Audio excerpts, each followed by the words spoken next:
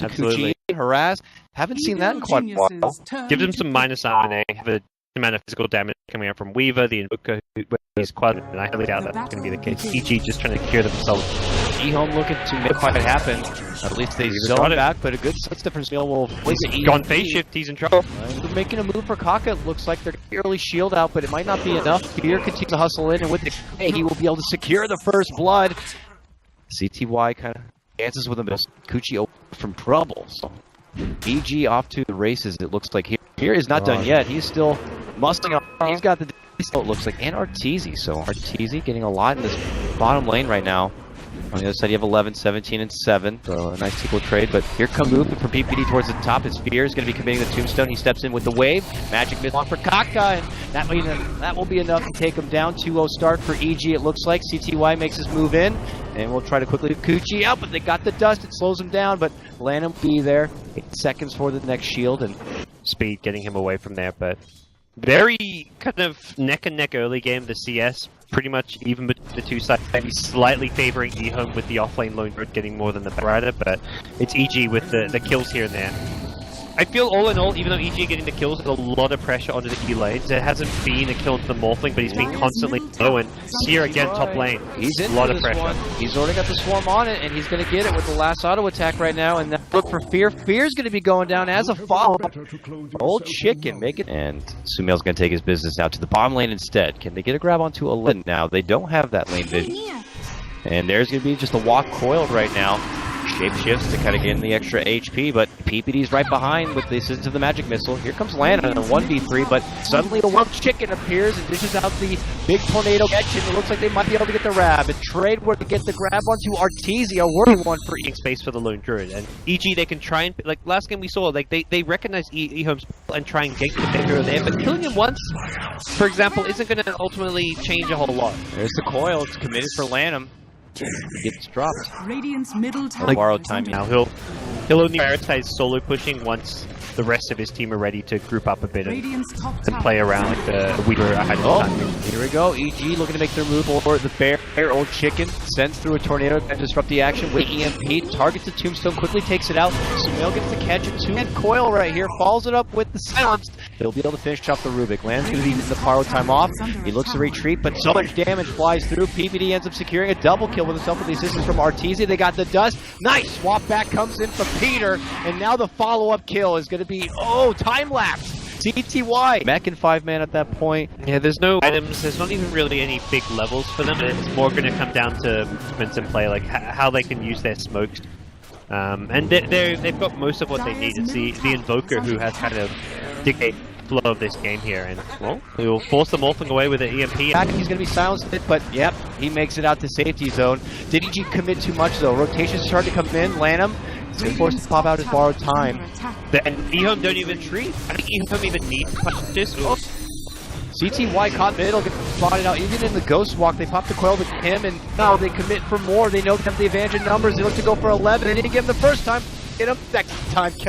Killing for Arteezy, and now the Rubik also going to be going down. One by one, they potentially fall right here. Now CTY getting involved. They do drop this. We're really able to see him.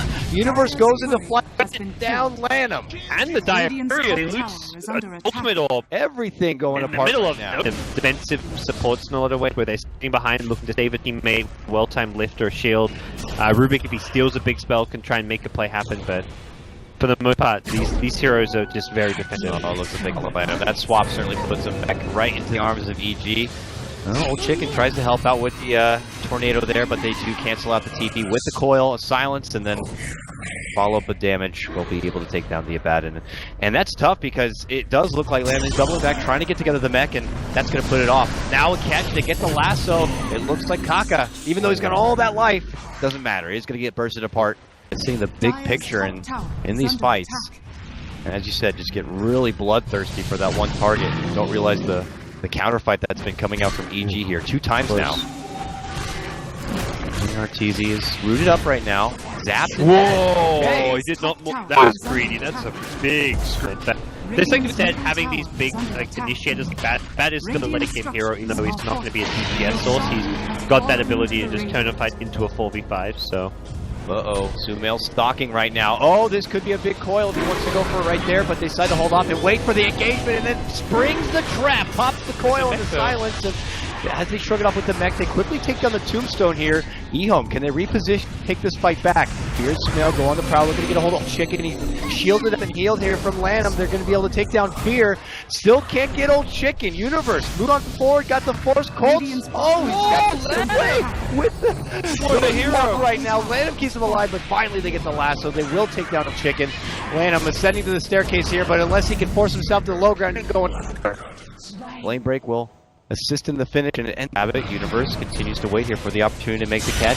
Off the Lincolns, there it is, they pull it back, but there's the quick shield response. Suddenly Aleph's going to be free, but with the big coil coming down from Sumail, do they have follow-up for it? A zoning EMP does force EG back at this point, and they're going to quickly make the jump for Vengeful Spirit. They get PvD down, RT looks to commit, but they are looking for Universe instead. The Valor, though, is able to fly up and above. The rest of EG, they make their move, looking to grab on this TY, but Sukuchi's away. At the same moment, Universe also flies away from trouble. Turns into really the one veteran in Lanham. Other than that, it's kind of 4 guys new to the top level of Dota 2. It really is hard to not be a fan of him. I mean, he was talking about it a bit in their Frankfurt run. Remember, in the group stage, I believe, they had a really bad group stage, and Lanham was saying how there was some internal complications, but now bouncing back and suddenly in the grand final, and potentially going to take a good fight here against EG. They get the pullback for University. Eth is going to be able to kind of keep away from any sort of additional physical damage. Huge burst here on the Kaka, but he's barely going to be able to stay alive. The first blow is going to be going down, and they get the catch on for Sumail. Fear, they can retreat low ground. 11 pursuit, goes into the flesh golem to get the extra sustain, while Universe isolates, gets the catch. Him and Arteezy will be able to take down Old Chicken. This fight split down the middle. You take that, we'll take this. And now it's Arteezy versus CTY, manning up on each other. Both cores going in it right now. Arteezy changes targets and gets the kill on the Lanham. He's got a triple, waveform to the high ground, and he goes for the retreat. CTY, though, not looking to let up. Sees him, scouts him, goes Sakuchi. Universe is here. He better be careful. Flame Break, catches him. Lincoln's going to be popped right now, but he is not stopping yet. He wants Arteezy. Easy. Waveform's away, but he's still spotted with the swarm, and eventually he'll get dropped. That killing spree bounty. Now going to go to the side of a... They will get started. Alacrity frickin' Bear now. Begins chopping away. Look at it, man. Tier 3 soon to fall right now, and they're going to make some early work onto the... Oh my god, look at demolition work here. They might even just get the melee racks. Yes, they will! Ehome strike first inside the base and look to go for PPD, but suddenly the trap might have been sprung. They get the grab on the CTY. The time lapse off. Able to soak up so much with the help of that heart. Sumail moves in, gets off a big coil. Arteezy looking to kind of shoot down anyone possible, but no one from Ehome to go down yet. They look to make the retreat out, and they all hold strong. No one even low on life at this point. Yeah, the sustain from this Abbott was so impressive. The one thing that slows the bear, they don't have a resummon at this point. They need to try and keep this spear bear alive. That's going to be the target for EG. They break the bear.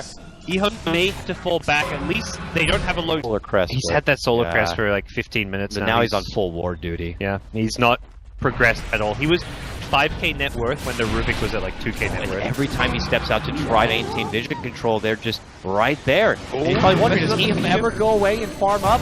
Oh, they might follow-up grab. Oh, good. Yeah, they shouldn't be creeped in. Out-muscle it while they can. That means 11's going to get snagged up. They pull the bear back inside the baselines here. Do they have enough assistance coming out? They're making their own focus on for Arteezy. They pull him up. Lincoln's going to be popping up. Glass orb on for Arteezy. In a bit of trouble. Silence is coil, and they got him. He has to go down, and he has to buy back. EG forced to hold here, or at risk losing another set of racks. And shouldn't have been able to force Ehome back. He got some good tier 3 tower damage, but the way that Ehome ramped up the base work, he was like forced to come back, and oh, they're going to get the grab on the Radiant Courier. Looks like it did have a little bit of a bounty on it, carrying a couple of items, but man, it's much more difficult here. EG is never safe. Ehome, sharks in water. Yep. EG on the offensive, they smoke, and they're looking to catch out Ehome here. Oh, they cross Lanham. That's not the person who wants to walk up the nest. They changed from him, and they said go for the better target in CTY. Now, he knew they were coming in. He will actually burst it down, out for 80 seconds, no buyback, and it turns into a hot scramble of a mess right now. Coil going to be dropped right into the middle of the mix, and Ehome are going to be forced to go toe-to-toe without their Mighty Weaver, but they actually might still look at Arteezy with the power of the lone for alone.